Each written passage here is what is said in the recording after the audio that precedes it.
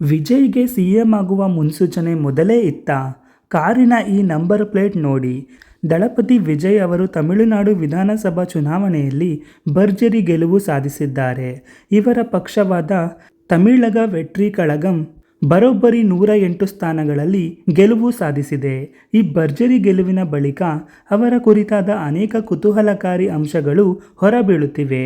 ಇದೀಗ ಅವರು ಈ ಹಿಂದೆಯೇ ಮುಖ್ಯಮಂತ್ರಿಯಾಗುವ ಯೋಜನೆ ಹೊಂದಿದ್ದರು ಎಂಬುದನ್ನು ಸೂಚಿಸುವ ಅವರ ಕಾರಿನ ನಂಬರ್ ಪ್ಲೇಟ್ನ ಸಿನಿಮಾದ ವಿಡಿಯೋ ತುಣುಕುವೊಂದು ಸಾಮಾಜಿಕ ಮಾಧ್ಯಮದಲ್ಲಿ ವ್ಯಾಪಕವಾಗಿ ಹರಿದಾಡುತ್ತಿದೆ. ಚುನಾವಣೆಗೂ ಮುನ್ನ ಸಾಮಾಜಿಕ ಮಾಧ್ಯಮದಲ್ಲಿ ವಿಜಯ್ ಅವರ ಕಾರಿನ ನಂಬರ್ ಪ್ಲೇಟ್ ವಿಡಿಯೋ ಕುತೂಹಲ ಮೂಡಿಸಿತ್ತು.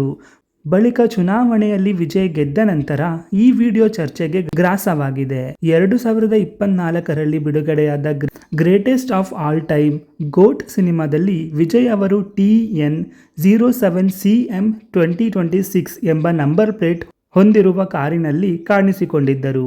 ಇದು ನಿರ್ದೇಶಕರಾದ ವೆಂಕಟ್ ಪ್ರಭು ಅವರ ಕಾರು ಎಂದು ತಿಳಿದು ಬಂದಿದೆ. ಮಾತ್ರವಲ್ಲದೆ ನಿರ್ದೇಶಕರು ವಿಜಯ್ ಅವರ ಮೇಲಿನ ಅಭಿಮಾನದಿಂದಲೇ ಕಾರಿಗೆ ಈ ನಂಬರ್ ಹಾಕಿಸಿದ್ದು ಎಂದು ಹೇಳಲಾಗಿದೆ. ಸಿನಿಮಾದಲ್ಲಿ ಈ ಕಾರನ್ನು ವಿಜಯ್ ಡ್ರೈವ್ ಮಾಡಿಕೊಂಡು ಹೋಗುವ ದೃಶ್ಯ ಸದ್ಯ ವ್ಯಾಪಕವಾಗಿ ಹರಿದಾಡುತ್ತಿದೆ. ಸದ್ಯ ಅಂದು ಅವರು ಸಿನಿಮಾದಲ್ಲಿ ಬಳಸಿದ್ದ ಕಾರಿನ ನಂಬರ್ ಇಂದು ನಿಜವಾಗಿದೆ. 2026ರ ವಿಧಾನಸಭಾ ಚುನಾವಣೆಯಲ್ಲಿ ವಿಜಯ್ ಪಕ್ಷ ಗೆಲುವು ಸಾಧಿಸಿದೆ.